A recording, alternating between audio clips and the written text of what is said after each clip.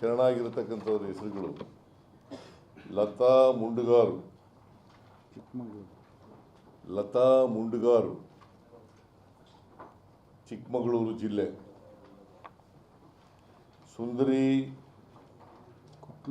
ಕುತ್ಲೂರು, ಸುಂದರಿ ಕುತ್ಲೂರು ದಕ್ಷಿಣ ಕನ್ನಡ ಜಿಲ್ಲೆ, ಸುಂದರಿ ಕುತ್ಲೂರು ದಕ್ಷಿಣ ಕನ್ನಡ ಜಿಲ್ಲೆ, ವನಜಾಕ್ಷಿ ಬಾಳೆಹೊಳೆ, ವನಜಾಕ್ಷಿ ಬಾಳೆಹೊಳೆ ಚಿಕ್ಕಮಗಳೂರು ಜಿಲ್ಲೆ, ಮಾರಪ್ಪ ಆರೋಲಿ, ಮಾರಪ್ಪ ಆರೋಲಿ ರಾಯಚೂರು ಜಿಲ್ಲೆ, ಜೀಶಾ ವೈನಾಡು ಇವರು ಕೇರಳದವರು,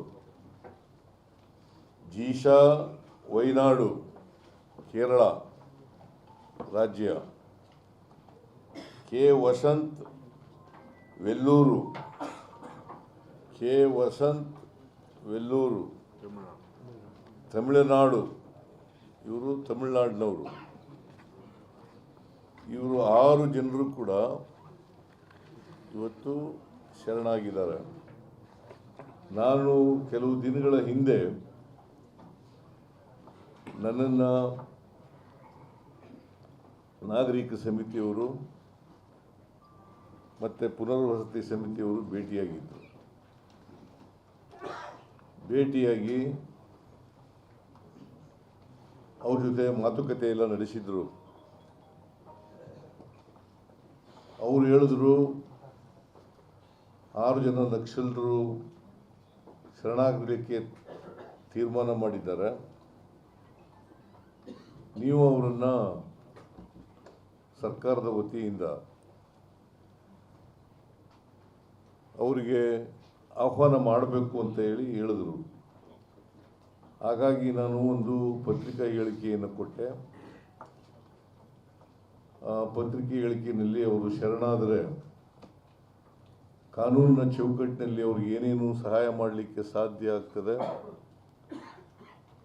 ಯಾಕಂದರೆ ನಕ್ಸಲರು ಶರಣಾದರೆ ಒಂದು ಯೋಜನೆ ಇದೆ, ಆ ಯೋಜನೆ ಪ್ರಕಾರ ಅವ್ರಿಗೆ ಅವರು ಯಾವ್ಯಾವ ಕ್ಯಾಟಗರಿನಲ್ಲಿ ಇರ್ತಾರೆ ಆ ಕ್ಯಾಟಗರಿ ಆಧಾರದ ಮೇಲೆ ಅವ್ರ ಕ್ಯಾಟಗರಿ ಇರ್ತದೆ. A category, B category, C category ಇಂಥ ಎಲ್ಲ ಕ್ಯಾಟಗರಿಗಳಿರ್ತವೆ. ಆ ಕ್ಯಾಟಗರಿ ಆಧಾರದ ಮೇಲೆ ನಾವು ಪರಿಹಾರವನ್ನು ಕೊಡ್ತೇವೆ. ಮತ್ತು ಕಾಡಿನಿಂದ ಜೈಲಿಗೆ, ಜೈಲಿನಿಂದ ನಾಡಿಗೆ,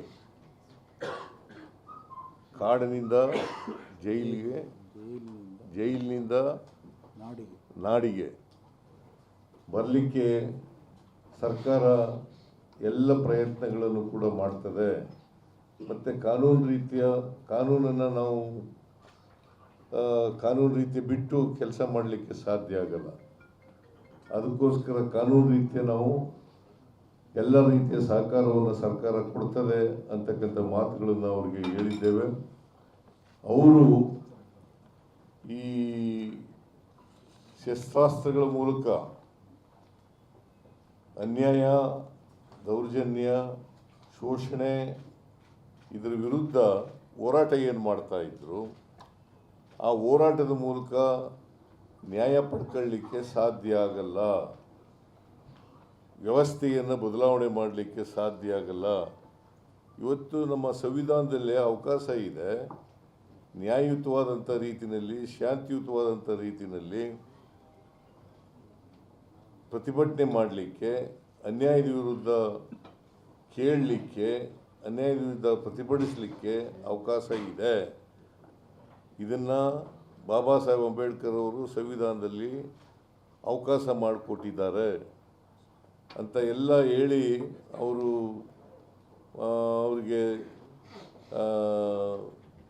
ಮುಖ್ಯವಾಹಿನಿಗೆ ಬರಲಿಕ್ಕೆ ಭಾಳ ಪ್ರಯತ್ನ ಎಲ್ಲ ಮಾಡಿದ ಮೇಲೆ ಅವರೀಗ ಒಪ್ಕೊಂಡು ಮುಖ್ಯವಾಹಿನಿಗೆ ಬರಲಿಕ್ಕೆ ತಯಾರಾಗಿದ್ದಾರೆ. ಒಟ್ಟಾರೆ